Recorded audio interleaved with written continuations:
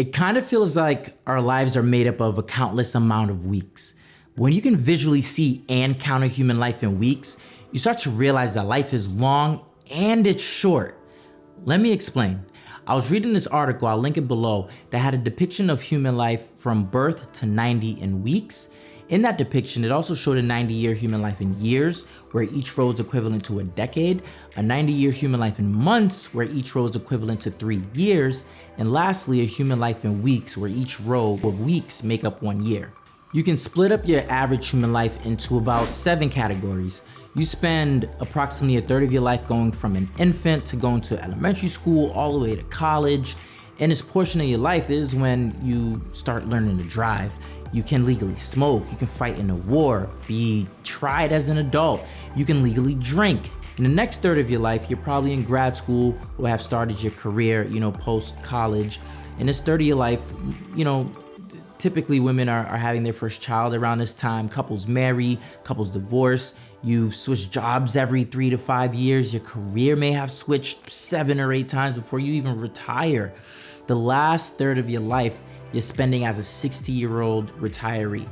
In that time, most still have to work and most don't see it through to 90, as men and women typically die by the time they're 75 and 80 respectively.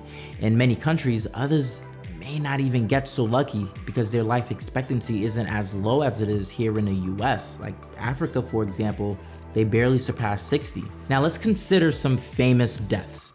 There's something called the 27 Club in rock and roll history.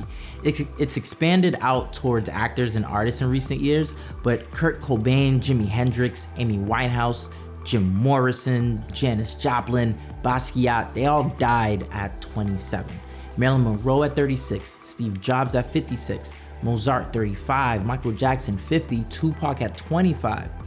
Now, look at how much time, how much life and weeks they could have had left to live. Now let's consider some famous billion-dollar figures. Elon Musk started PayPal in the year 2000 when he was 29. He invested in Tesla in 2004, but that first car didn't even come out until 2009 when he was 38. He's 50 right now and still killing it. Jeff Bezos started Amazon in 1994 when he was 30. We're all ordering from Amazon. I got a package coming today in a little bit.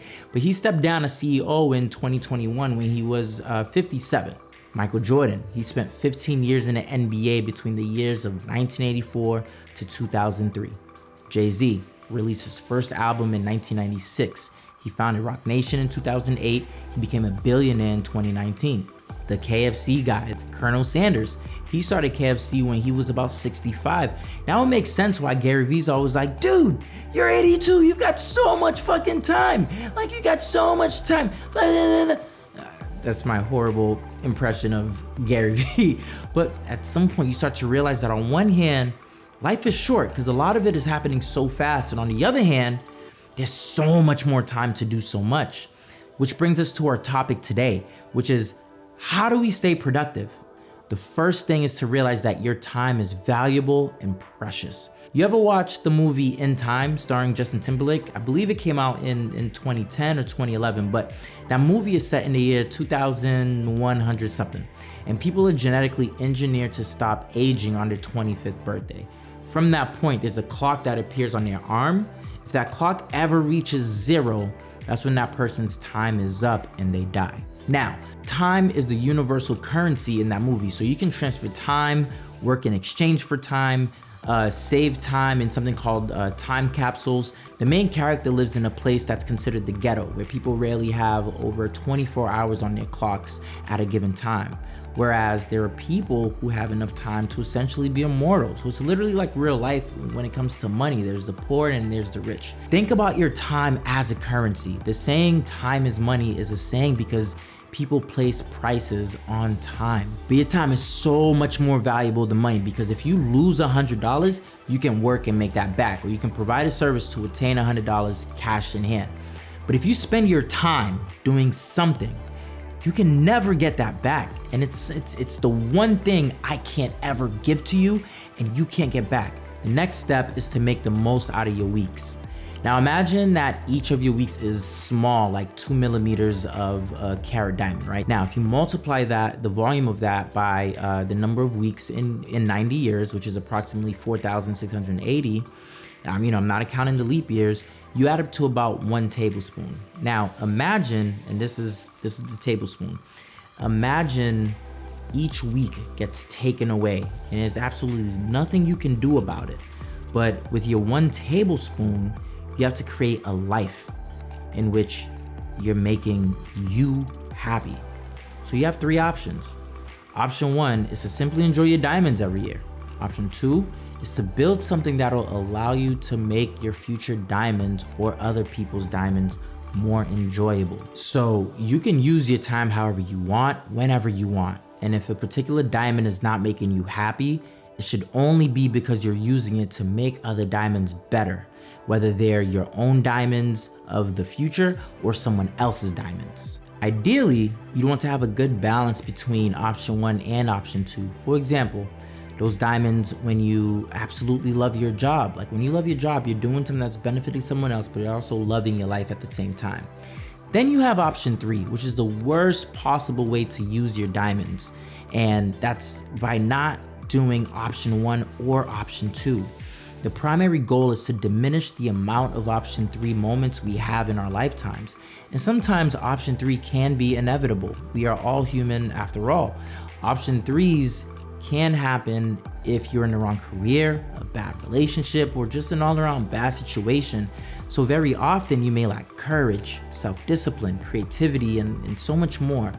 Those moments where you're not enjoying your diamonds or time, and you're also not building something important for your future or others, if they last quite a bit of time, for a few to several weeks, that's when we can start to lead to depression, hopelessness, etc.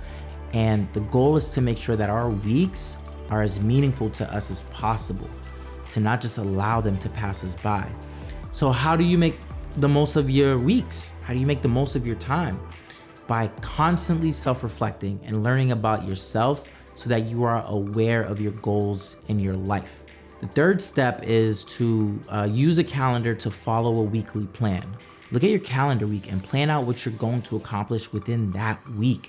The article I'm referencing is from waitbutwhy.com, is actually selling one of these calendars for you to look at, and you can purchase it. And this is not sponsored. By the way, please subscribe to the video, like the video so I can get a sponsorship someday. I'm not even used to saying sponsorship. But back to what I was saying. However you want, plan your week out and hold yourself accountable to it. Have a calendar that you are regularly looking at and marking off. You'll encourage regular reflection, and it'll allow you to set goals and hold yourself to them each week, each month, or each quarter. Whichever works best for your personality type. I personally create a quarterly contract. This leads me to step 4, inspired by the late and great Kobe Bryant, which is to sign a non-negotiable contract with yourself. And do not negotiate with yourself. There's a quote from the late and great Kobe Bryant where he goes, I'm not negotiating with myself. Yeah. The deal was already made. The deal was made. When I set out at the beginning of the summer and said, this is the training plan I'm doing, I signed that contract with myself. I'm doing it.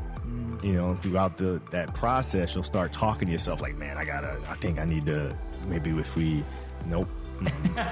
No, this is non-negotiable. Yeah, non-negotiable. Yeah. And that was his quote. I know I'm probably making it sound so simple, and I promise you, I know it isn't, because it's difficult and it takes practice to get used to it. But here's how you look at it.